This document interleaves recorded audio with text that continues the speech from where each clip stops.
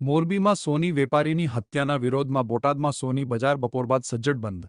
મોરબીમાં સોની વેપારીની જાહેરમાં નિર્દય હત્યાના બનાવે બોટાદમાં સમગ્ર વેપારી વર્ગમાં રોષ ફેલાયો. મોરબીમાં રોડ પર સાઇડ આપવા જેવી સામાન્ય બાબતમાં અજાણ્યા શખ્સોએ સોની વેપારીને છરીના ઘા મારી તેમની હત્યા કરી હતી. આ બનાવના વિરોધમાં આજે બોટાદ શહેરમાં સોની વેપારીઓ એકત્રિત થઈ ધંધા રોજગાર બંધ પાડી વિરોધ નોંધાવ્યો.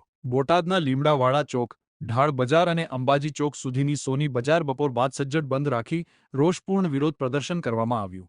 સોની વેપારી આગેવાનો દ્વારા આરોપીઓ સામે કડકમાં કડક કાર્યવાહી અને સખ્ત સજા કરવાની માંગ કરાઈ.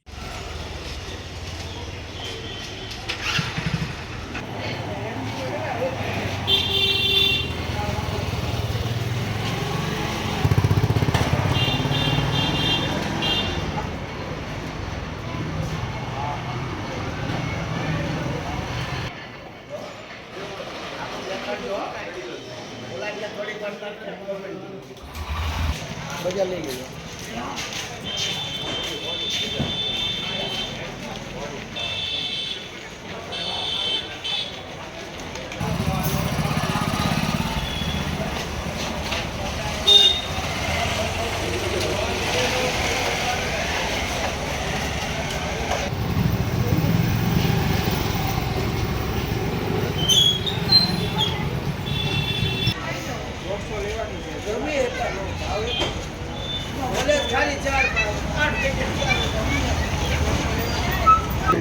हाल से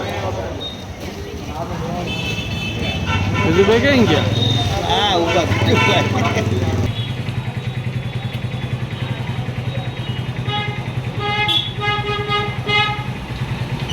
ઝીંઝોવાડિયા મનહરલાલ હરિલાલ.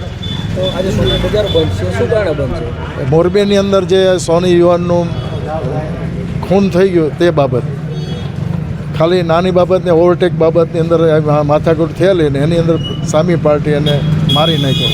એ બાબતમાં બોટાદ સોની સમાજ બંધ રાખીને એનો વિરોધ કરે છે. કેટલીક દુકાનો બંધ છે આજે? લગભગ 80% બંધ છે. પછી અન્ય જ્ઞાતિને જે કદાચ ખુલ્લી હોઈ શકે. હું અશ્વિનભાઈ વાડીલાલ માંડલિયા, અખિલ હિન્દ શ્રીમાળી સોની મહામંડળનો મહાસમિતિનો ચૂંટાયેલો સભ્ય છું અને બોટાદ સોની જ્ઞાતિનો ખજાનચી પદે પણ નિયુક્ત છું. સોની બજાર સાહેબ એટલા માટે બંધ છે કે મોરબી ખાતે જતીનભાઈ રસિકભાઈ આદિશ્રા ઉંમર વર્ષ 33ની જાહેર રસ્તા ઉપર માત્ર નાની એવી બોલચાલીમાં કે વાહનને ઓવરટેક કરવાની નાની એવી માથાકૂટમાં બોલાચાલીમાં ઉગ્ર સ્વરૂપ ધારણ કરી અને એમનું મર્ડર થઈ ગયું.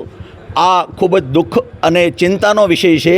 સોની સમાજ આ બાબતમાં ભય અને ચિંતાની લાગણી અને દુઃખની લાગણી અનુભવે છે.